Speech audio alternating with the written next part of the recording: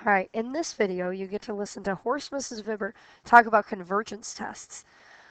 So what we're going to talk about first is those converging sums of infinite series. So a while back, we talked about geometric series. And you don't need to write this down, just kind of watch for a second. So if I have 1/2 plus a 4th plus an 8th plus a 16th, that's a geometric series, right? And I'm multiplying by 1/2 every time. And we said that this is a convergent geometric series because 1/2 is between 1 and -1. Well, geometric series aren't the only ones that converge. So the rule was a summation converges if the limit of the partial sums converges. And when we did partial sums for geometric series, I got something convergent.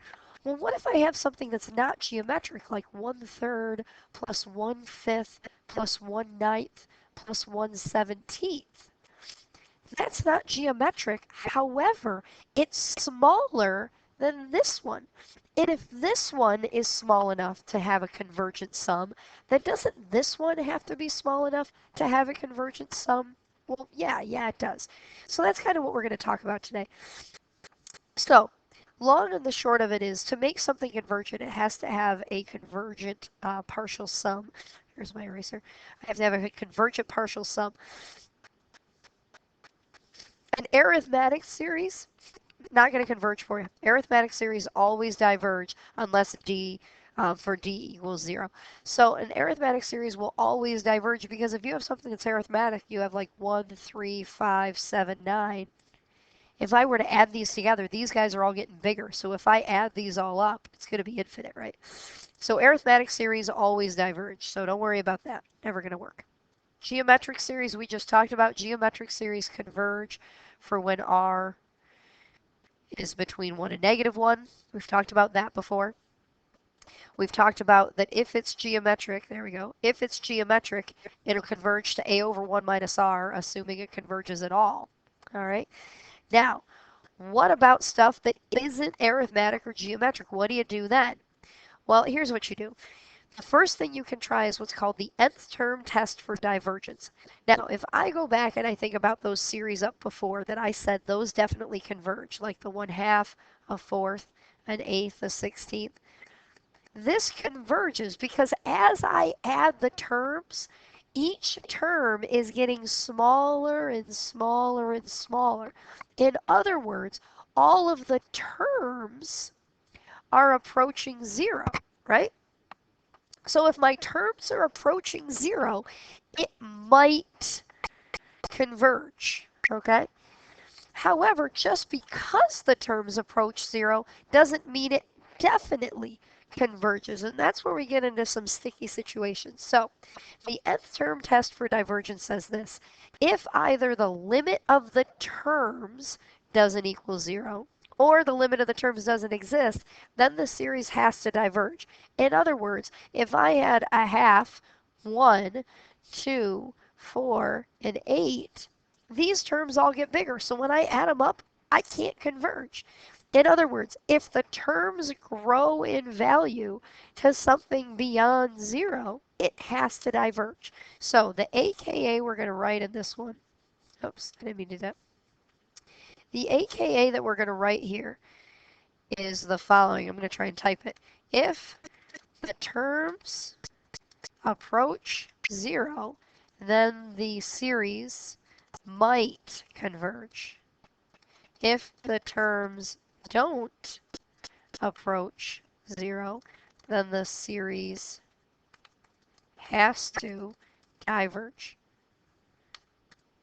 Okay, so again, what does that really mean? It means in order for something to converge, the terms have to get tiny. However, just because they get tiny doesn't mean that it has to converge. So it might converge if the terms go to 0. If the terms don't go to 0, then it has to diverge. So what does that mean? Well, let's look at this one. The nth term test for divergence says take the limit as n approaches infinity of a sub n. So what's the limit as n approaches infinity of n plus 9 over 10n minus 1? Well, the degrees match, so this limit equals 1/10. Okay, fine. What does that mean? Well, that means if I write out the terms of this series, I'd have 10 over 9. When n equals 2, I have 11 over 19. When n equals 3, I have 12 over 29. This 1/10 means if I look at the quote-unquote end of the series, all the terms toward the end have values of approximately 1/10. What happens if I add a bazillion 1/10ths together? Well, you know what? It gets bigger. So, since the terms at the end aren't close to 0, this series has to diverge. If the terms approach 0, it might converge. If the terms don't approach 0, 1/10 isn't 0, then the series has to diverge. In other words, this limit has to equal 0 for it to converge at all. If it doesn't equal 0, it can't converge. All right, so let's look at the next one, 3/4 to the n. All right, so, nope, I am having some computer problems today. Speaking of being hoarse, what do you call a horse that only likes to run during the nighttime? A nightmare. Get it? Nightmare, nightmare, ha ha ha. I know, it's not that funny. Okay, so let's look at this next one. Let's do the nth term test. 3/4 to the n. If I take the limit as n approaches infinity of 3/4 to the n, 3/4 to the infinity, gonna be 0. What does that mean? That means that 3/4 to the n summation might converge. What does this whole might mean? Well, what it means is it might converge. You need to look at something else to figure out if it actually converges. All right, well, what else can I look at? Well, 3/4 to the n, that's geometric. And since this is geometric and r is less than 1, it does converge because it's geometric and r is less than 1 and greater than -1. Okay, so if your limit goes to 0, it might converge. Upon further inspection, it does converge because it's geometric. All right, and then this guy over here, if I take the limit as n approaches infinity of ln n over n, I'm going to get infinity over infinity, so I'm going to do L'Hopital. Take the limit as n approaches infinity. The derivative of ln n is 1 over n. The derivative of n is 1. 1 over that is 0. So this guy might converge. However, this isn't geometric. I don't know if it converges. Well, what do I do if I don't know it converges? I turn the page and find other tests. Okay? So, now let's try the integral test. So this is, once you've done the nth term test and you've realized that a series has an option of converging, you have to do more tests to determine if it actually does converge. And one of those tests is the integral test. So suppose you have a series that's positive valued and decreasing and continuous. In other words, pretend you have a series that's always positive and you've already done the nth term test and you know it heads towards 0. If you want to figure out if the sum converges, what you can do instead is evaluate an integral. And if the integral converges, then so does the series. If the integral diverges, then so does the series. One thing to note is that the sigma does not equal the answer to the integral. So just because your integral might converge to like 10, that doesn't mean the series converges to 10. It just tells you that the series converges to something. You just don't know what. All right, so AKA plug series in for integrand and evaluate. So 1 over n ln n to the third. So step 1 when you're doing any series is determine, does it have the opportunity to converge? As n goes to infinity, does this go to 0? Yes, yes it does. Therefore, this might converge. I don't know if it converges or not though, so to figure that out, I'm going to plug it into an integral. Okay, you can call it n, you can call it x, whatever you want, and then you evaluate the integral from 1 to infinity. Well, in order to evaluate this integral, I actually need a u sum. So u is going to be ln n, du is going to be 1 over n, which makes this the integral from, well, let's see, ln1 is 0, and ln infinity is infinite.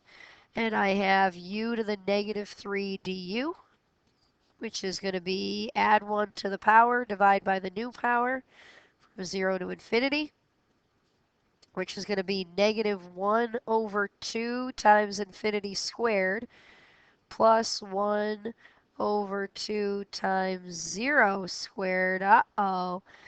So this is going to be 0, but this is 1 over 0, and that's infinite, because again, it's not really 0, we're just getting close to 0. This is going to be infinite.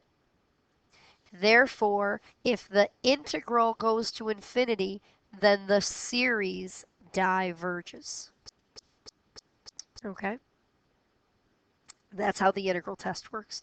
So now let's look at this other guy. 1 plus e to the 1 over k divided by k squared. So first things first, let's find the limit as k approaches infinity. So let's see.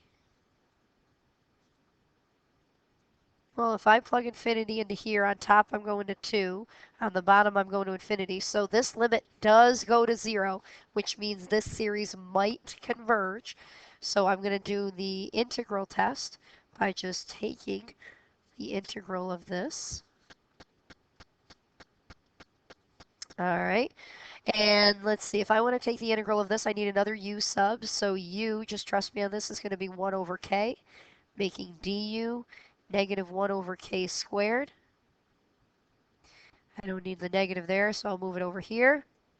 So I have the integral of 1 to 0, because 1 divided by infinity there would be 0, negated, of 1 plus e to the u du.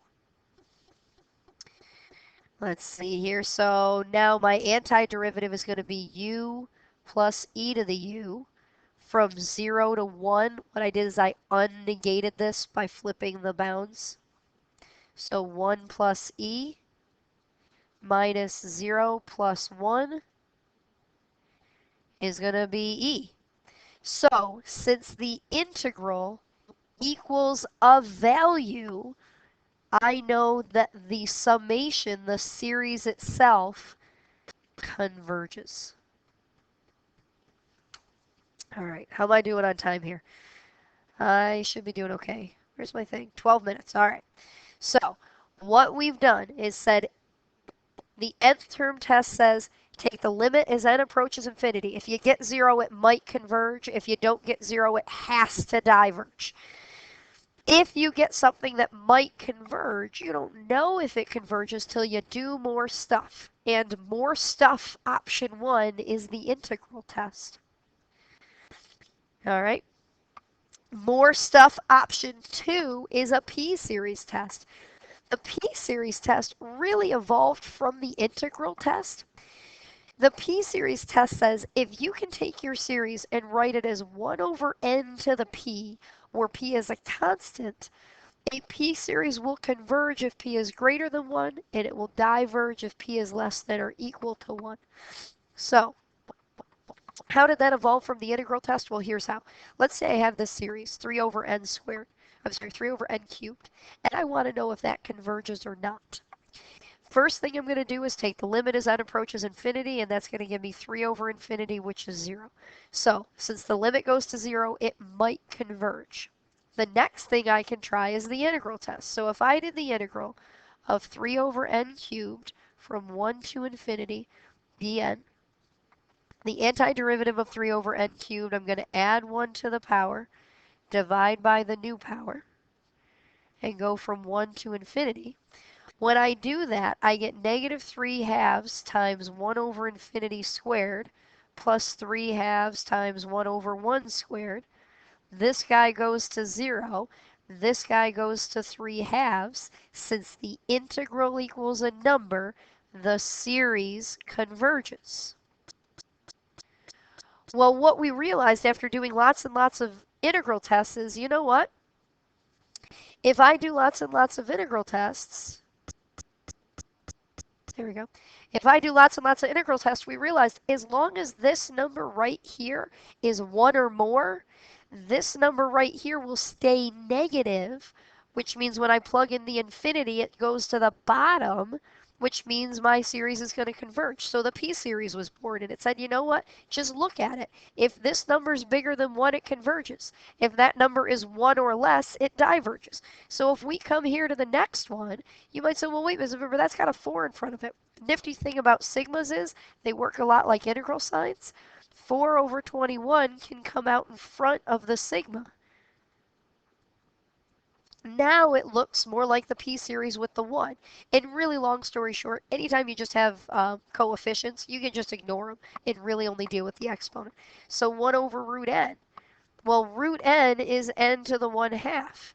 Is 1/2 greater than 1? No, it's less than or equal to 1. So since 1/2 is less than or equal to 1, this diverges. So the p-series says exponent on the bottom big converges. Exponent on the bottom small diverges.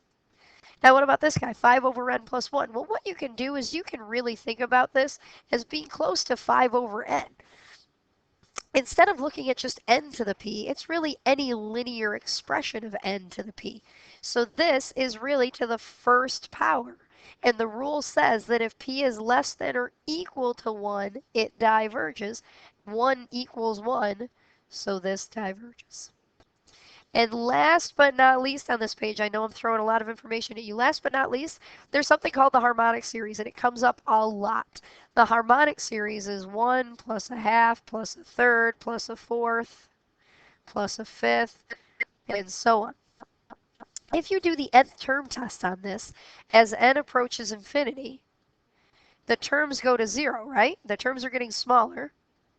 However, that just means it has the opportunity to converge. Upon closer inspection, this is a p-series where p equals 1. So the harmonic series has to diverge. So this series right here diverges. And a common sense way of thinking about that is saying, well, wait a minute. We had series before, 1 plus a half plus a fourth plus an eighth plus a 16th. This converged. How come this can converge and that doesn't? Well, it's because these are headed towards 0 really quickly. The bottom is heading toward 2 to the infinity. It's powers of 2. Powers grow really fast. Exponentials grow really fast. So since this is headed towards 0 in an exponential fashion, these terms are getting teeny tiny really fast. Whereas over here, these terms are just taking their time. A half, a third, a fourth, a fifth, a sixth. These terms are all actually really close together.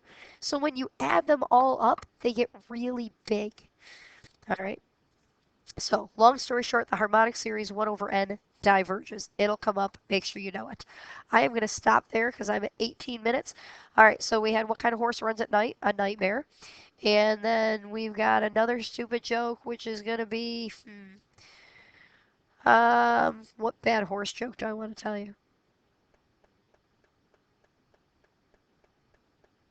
I don't know. Oh, I know. Why do horses make bad senators? Because they always say nay. I know, terrible. All right, you know you were waiting for it though. Enjoy your time by yourself without series for a while, because I know they make you sad. Please don't go in a corner and cry because series make you so sad. Talk to you later. Bye. Bye.